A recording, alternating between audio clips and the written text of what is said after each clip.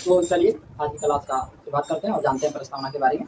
ठीक, तो प्रस्तावना के बारे में सबसे पहले हम जानेंगे प्रस्तावना की पृष्ठभूमि। ठीक, प्रस्तावना क्या है? तो प्रस्तावना शब्द का मीनिंग अगर देखेंगे तो प्रस्तावना मतलब होता है पृष्ठभूमि, जिसमें उन सारे बातों का उल्लेख किया गया रहता है जो संविधान में किए हैं, संक्षिप्त में उसका उल्लेख किया गया है। ठीक, जैसे कि आप किसी भी बुक को पढ़ेंगे तो उसमें देखेंगे फर्स्ट पेज पे एक पृष्ठभूमि होती है जिसमें ये उल्लेख किया गया रहता है कि पूरी बुक में क्या क्या लिखा गया या किसके बारे में लिखा गया है। ठीक, तो उसी प्रकार प्रस्तावना में ये संक्षिप्त रूप से बताया गया है कि संविधान में क्या क्या है। ठीक, तो उसके बाद से आगे देखते हैं। संविधान में प्रस्तावना को सबसे पहले कॉन्टेक्स्ट किया था, तो संविधान सभा का गठन हुआ था संविधान निर्माण करने के लिए।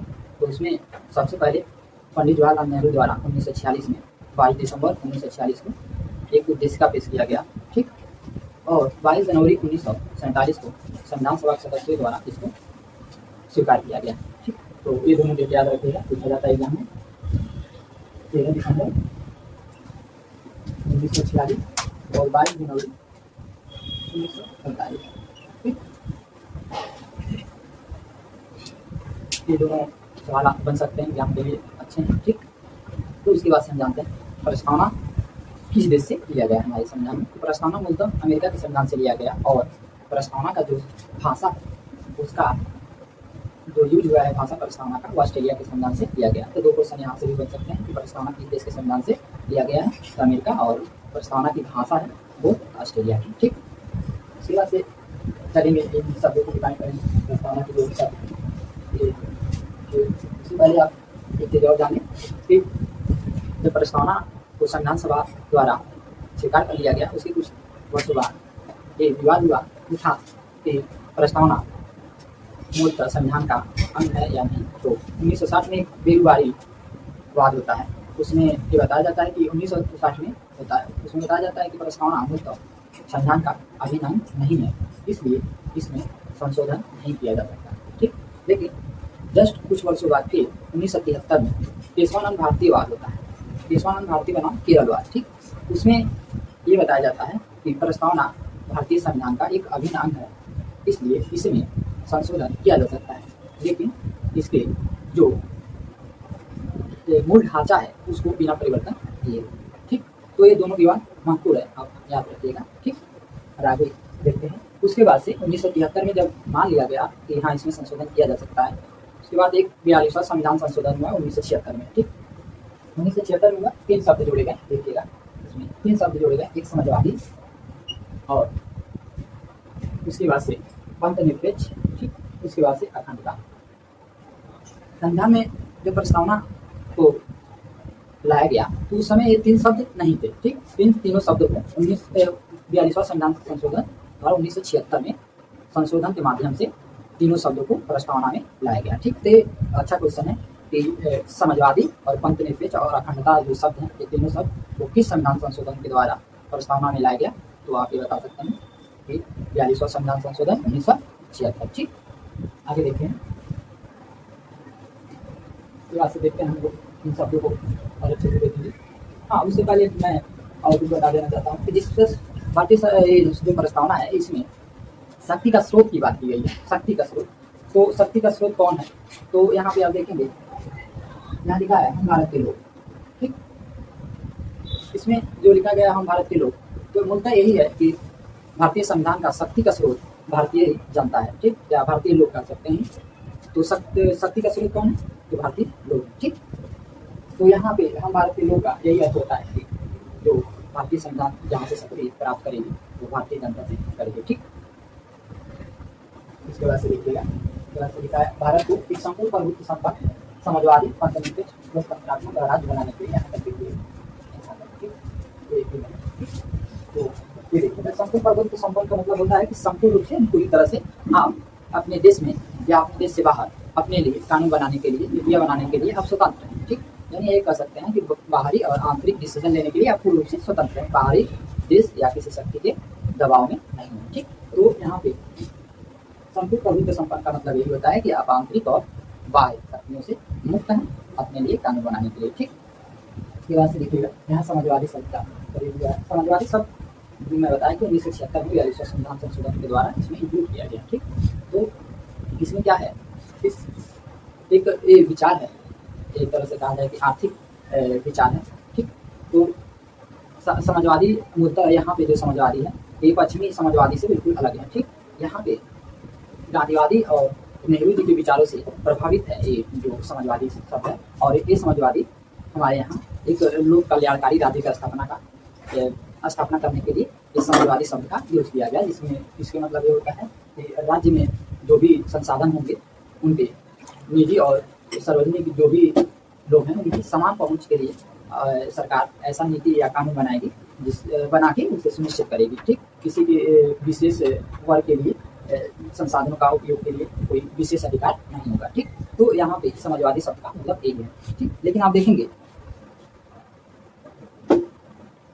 पश्चिमी सभ्यताओं में या पश्चिमी दर्शन में जो समाजवाद या समाजवादी विचारधारा है उनका एक अपना अलग डिफिनेशन है। जैसे मार्क्सवादी का सिद्धांत है उसमें वर्ग संघर्ष की बात की गई है, और बात की गई कि जो भी संसाधन होंगे समाज में वो सबको बराबर बराबर में बांटा जाएगा, जबकि हमारे यहाँ ये जो समाजवादी शब्द का प्रयोग हुआ है इसका मतलब ये है कि जो संसाधन होंगे वो सबको बराबर हिस्सों में नहीं बांटा जाएगा, बल्कि सबको उसको प्राप्त करने के लिए समान अधिकार है और स्वतंत्र है सबको वहाँ तक पहुँचने के लिए। इसलिए सरकार एक ऐसा कानून व्यवस्था बनाएगी जिसमें सब वहाँ तक पहुँचने के लिए सक्षम होंगे, ठीक। तो यहाँ समाजवाद का या समाजवादी शब्द का मतलब यही है, ठीक। आगे देखते हैं।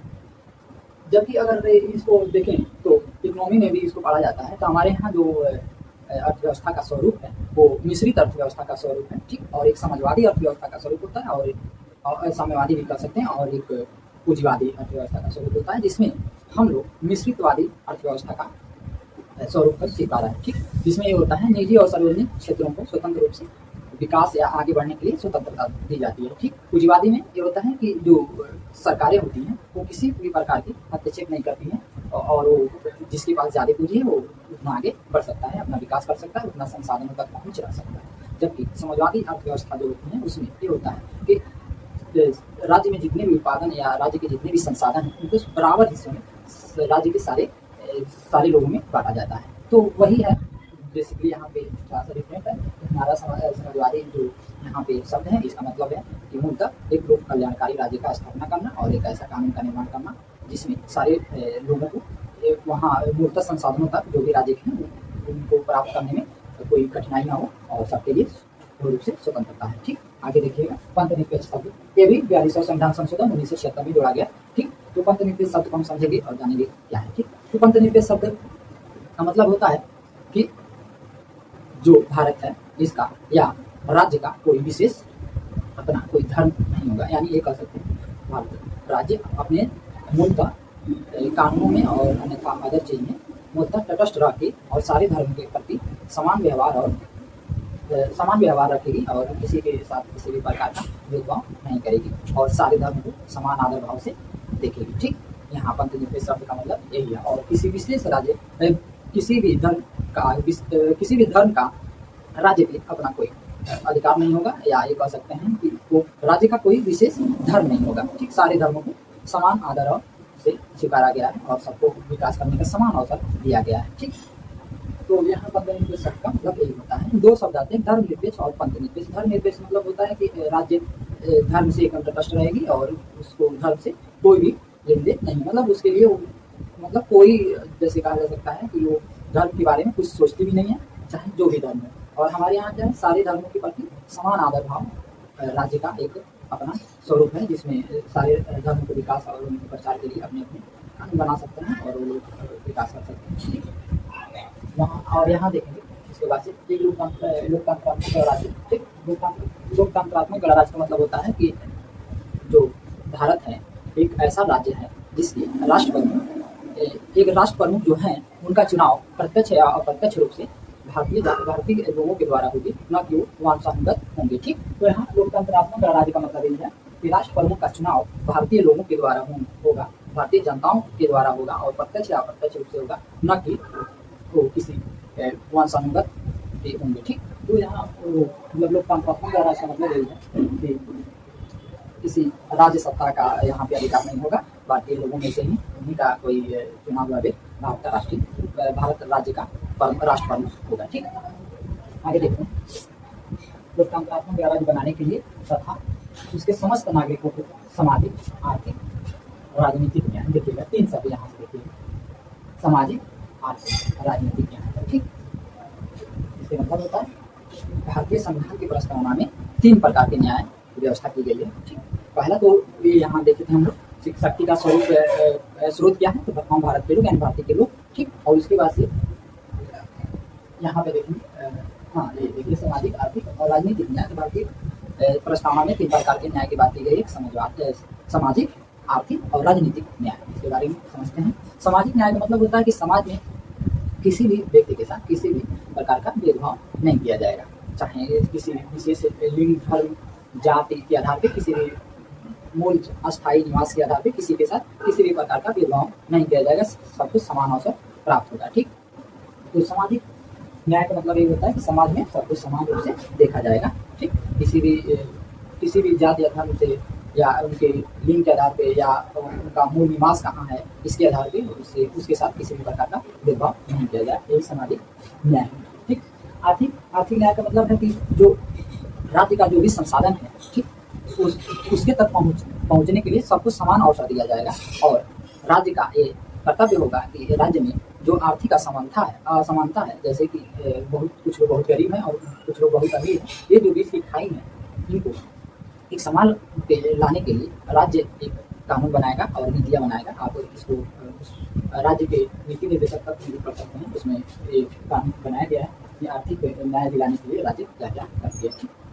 तो आर्थिक न्याय का मतलब ये होता है कि राज्य ऐसा कानून या नीति बनाएगी जिसमें जो अमीरी और गरीबी का बीच की जो असमानता है उसको समानता में लाया जा सके, उनके बीच में ज़्यादा भेदभाव ना हो किसी के साथ, और सबको एक समान रूप से राज्य के जो संसाधन है वहाँ तक पहुँचने के लिए अधिकार है। ठीक, और आगे देखेंगे एक राजनीतिक न्याय के बारे में बात की है यहाँ पे। तो राजनीतिक न्याय का मतलब होता है कि राज्य के जो भी व्यक्ति हैं उनको राज्य में किसी विशेष कह सकते हैं कि पदों तक पहुंचने के लिए स्वतंत्रता है, उन्हें चुनाव लड़ने के लिए स्वतंत्रता है, उन्हें वोट देने के लिए भी स्वतंत्रता है। इस प्रकार से आप कह सकते हैं उनको राजनीतिक न्याय दिया गया है। किसी विशेष व्यक्ति या पर्सन को मतलब यही नहीं है कि वही से वोट लेंगे या चुनाव लड़ सकते हैं या सरकारी पदों तक वही पहुँच सकते हैं, नहीं, सबको समान रूप से अधिकार दिया गया है कि वो राजनीति में भाग ले और अपने आप को एक राजनीतिक बनाने में सक्षम हो सके, सबको स्वतंत्रता दी गई है। ठीक, उसके बाद से देखिएगा विचार, अभिव्यक्ति और विश्वास, धर्म, उपासना। तो प्रस्तावना में 5 प्रकार के स्वतंत्रता की बात की गई है और न्याय 3 प्रकार के हम लोग देखें अभी। ठीक, तो प्रस्तावना में 5 प्रकार की जो स्वतंत्रता की बात की गई है उसमें पहला आपका है विचार। विचार मतलब ये था कि आप किसी के विचार को मानने या विचार देने के लिए स्वतंत्र हैं। ठीक, आप पे किसी का दबाव नहीं है कि आप किसी का विचार माने या ना माने। ठीक, किसी का दबाव नहीं है, आप अपना विचार रख सकते हैं किसी भी के सामने। अगर कहीं कोई चीज़ें गलत हो रही हैं तो आप अपना वहाँ पे विचार रख सकते हैं। ठीक, तो वही है कि आप अपना विचार रखने के लिए स्वतंत्र हैं। ठीक, अभिव्यक्ति मतलब होता है कि बोलने का आपका अधिकार है। ठीक, आप बोल सकते हैं। ठीक, अगर कहीं गलत होता है। ठीक, और अभिव्यक्ति में केवल बोलना ही नहीं, आप लिख के भी आप बता सकते हैं, और या इशारा के माध्यम से जैसे होता है कला कर सकते हैं वैसे बता सकते हैं। मतलब अभिव्यक्ति मतलब बोल के लिख के आप बता सकते हैं, आप स्वतंत्र हैं। ठीक, लिखने के लिए और बोलने के लिए बता सकते हैं कि आप राज्य के विरोध में कोई ऐसा एक्टिविटी ना करें। ठीक, यहाँ देखिएगा विश्वास का बात किया गया है। आप किसी धर्म या अदर चीज़ों के प्रति आप विश्वास रख सकते हैं, आप किसी भी प्रकार का दबाव नहीं। ठीक, उसके बाद से देखिएगा धर्म का मतलब होता है कर्तव्य। ठीक, धर्म उपासना की स्वतंत्रता यानी किसी भी धर्म को मानने के लिए स्वतंत्र हैं। ठीक, और किसी के आप उपासक बन सकते हैं, उसमें किसी विशेष धर्म या किसी शक्ति का हस्तक्षेप नहीं होगा, आप पूर्ण रूप से स्वतंत्र हैं किसी भी धर्म को मानने के लिए। ठीक, और उसके बाद से देखिएगा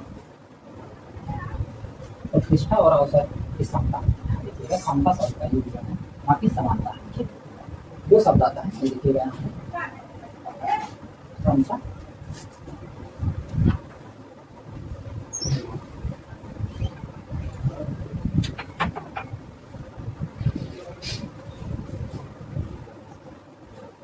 समता और समानता। ठीक, समानता समान 2 शब्द है, इन 2 शब्द को समझेंगे। देखिए समानता मतलब सबको समान अवसर दिया जाएगा। ठीक, लेकिन यहाँ समानता का मतलब होता है, समता का मतलब होता है कि जिसको आवश्यकता है उसको वहाँ तक पहुँचने के लिए राज्य एक विशेष कानून या उनको एक विशेष अधिकार दे सकते हैं। ठीक, जैसे कि आप इसका उदाहरण दे सकते हैं, इसमें देख सकते हैं समानता मतलब वोट देने का जो अधिकार है वो समानता के अधिकार में आ सकता है, क्योंकि उसमें किसी भी के साथ कोई भेदभाव नहीं होता, सब कुछ समान रूप से और सबका समान वोट होता है। ठीक, लेकिन यहाँ देखेंगे समता में, जैसे इसका उदाहरण देखेंगे तो कुछ लोग को राशन दिए जाते हैं, राज्य विशेष चीज़ों के लिए संसाधन तक पहुँचने के लिए उन्हें विशेष एक अधिकार देती है। जैसे आप आरक्षण का भी कंसेप्ट देख सकते हैं, जिसमें कुछ ओबीसी है, चाहे जनरल है, ईडब्ल्यूएस है, इनका एक विशेष जात के लिए सरकार एक कानून बनाई है, तो उसको आप भी कर सकते हैं, समता आ जाएगा। और समानता में इसके लिए समान अवसर, सब कुछ समान अवसर हो, उसमें वो समानता का उदाहरण हो सकता है। और जो जिसको आवश्यकता है उसके लिए अगर कोई कानून बनता है तो समता में आ सकता है। तो वहीं यहाँ पे समता जो शब्द यूज हुआ है, अवसर और प्रतिष्ठा की समता का बात की गई है। तो जो जिस प्रकार का व्यक्ति होगा उसको उस प्रकार से प्रतिष्ठा मिलेगी, ठीक, और अवसर मिलेगा। ठीक, वही मतलब यहाँ पे इस दोनों शब्द का यही अर्थ है कि प्रतिष्ठा और अवसर उन लोगों को मिलेगी जिनको मतलब आवश्यकता है। ठीक, और ऐसे सारे लोगों को भी समाज में प्रतिष्ठा और अवसर की क्षमता है। किसी भी समाज के किसी विशेष व्यक्ति या किसी अन्य समुदाय के प्रति आप घृणा नहीं रख सकते हैं। यहाँ पे मतलब ये है। ठीक, तो प्रतिष्ठा अवसर की क्षमता प्राप्त कराने के लिए तथा उन सब में व्यक्ति की गरिमा और राष्ट्र की एकता। ठीक, तो मतलब इसका है कि एक व्यक्ति दूसरे व्यक्ति का मतलब सम्मान करे। ठीक, उनका मतलब किसी भी प्रकार का अपमानित शब्द उनके लिए यूज न करे। तो वही है, उन सब में व्यक्ति की गरिमा, एक दूसरे के प्रति सम्मान का भाव रखें। ठीक, और राष्ट्र की एकता, अगर आप एक दूसरे के प्रति सम्मान के भाव रखेंगे, भाईचारे यहाँ पे आगे देखेंगे, अखंडता सुनिश्चित करने वाली बंधुता देखिएगा, आपसी भाईचारे जैसा व्यवहार रखेंगे तो राष्ट्र का एकता के लिए अच्छी बात होगी। ठीक, और अखंडता मतलब देश का एक अखंड राष्ट्र का निर्माण होने में महत्वपूर्ण भूमिका निभाते हैं। कौन? बंधुता, जैसे राष्ट्र की बंधुता और व्यक्ति के गरिमा मतलब एक दूसरे के प्रति आप व्यवहार में अच्छा व्यवहार रखते हैं और सम्मान रखते एक दूसरे का करते हैं, तो आपसी भाईचारा बनती है, जिससे एक राष्ट्र का निर्माण होता है और उसमें एकजुटता होती है, जिससे राष्ट्र का खंडन नहीं होता है, तो एक अखंड राष्ट्र के रूप में देखने को मिलता है। ठीक, तो यहाँ वही सुनिश्चित करने वाली बंधुता ठीक हो गया, बढ़ाने के लिए दृढ़ संकल्प होकर आज इस संविधान सभा 26 नवंबर 1949 संविधान को अंगीकृत अधिनियमित और आत्मकृत करते हैं। ठीक है, तो इससे मतलब होता है कि जो संविधान सभा द्वारा इसको 26 नवंबर 1949 को अंगीकृत मतलब इसका निर्माण किया गया। ठीक, और अधिनियमित वही होता है, अंगीकृत और अधिनियमित मतलब कि इसका निर्माण किया गया और स्वयं को वो समर्पित किया गया और स्वीकार किया गया एक किसको? भारतीय संविधान को, भारतीय संविधान में भारतीय संविधान सभा के सदस्य द्वारा। तो दो क्वेश्चन यहाँ बनते हैं कि भारतीय संविधान को कब अंगीकृत किया गया, तो आप इसमें याद रखिएगा 26 नवंबर 1949 को संविधान सभा द्वारा संविधान को अंगीकृत किया गया और संविधान को लागू करने का जो डेट है वो 26 जनवरी 1950। ठीक, तो आप इस शब्द को अच्छे से, ये दोनों क्वेश्चनों को आप अच्छे से याद रखिएगा। तो 26 नवंबर 1949 को संविधान अंगीकृत किया गया और संविधान लागू किया 26 जनवरी 1950 को। ठीक, तो सारी चीज़ों को देख दिए हैं। हाँ, कुछ चीज़ें और हैं इसमें देख सकते हैं, जो हम लोग यहाँ हम भारत के लोग भारत को एक संपूर्ण प्रभुत्व संपन्न और समाजवादी पंथ निरपेक्ष और लोकतंत्रात्मक गणराज्य की जो यहाँ पे ये सभी हुए हैं, ये मुख्य राष्ट्र के या राज्य के स्वरूप के बारे में बताया गया है। एक प्रस्तावना में राज्य का स्वरूप कैसा होगा वही यहाँ पे लिखा गया, संपूर्ण प्रभुत्व संपन्न समाजवादी पंथ निरपेक्ष लोकतंत्रात्मक गणराज्य, इस प्रकार का एक राज्य का निर्माण किया जाएगा। तो अगर आपसे कोई क्वेश्चन बनता है कि राज्य का स्वरूप कैसा होगा भारतीय प्रस्तावना के अनुसार, तो इन शब्दों को आप क्रम से याद रखने की कोशिश करिएगा, क्योंकि क्वेश्चन बनते हैं तो ये क्रम से सजाने के लिए क्वेश्चन आते हैं। ठीक, तो पहला ये भारतीय संविधान का शक्ति का स्वरूप क्या है, तो हम भारत के लोग यानी भारतीय जनता है, और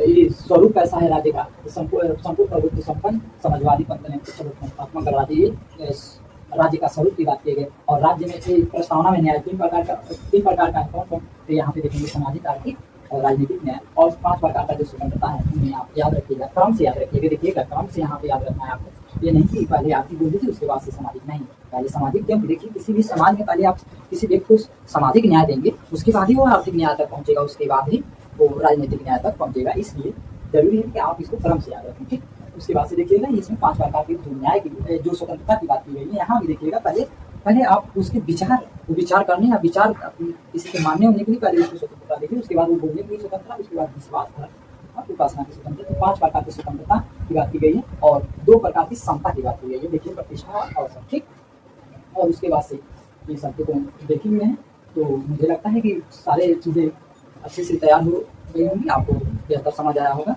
और इसमें आगे देखिए और चीज़ों के बारे में। ठीक, तो आप समय से आ जाया करिए क्लास के लिए। ठीक।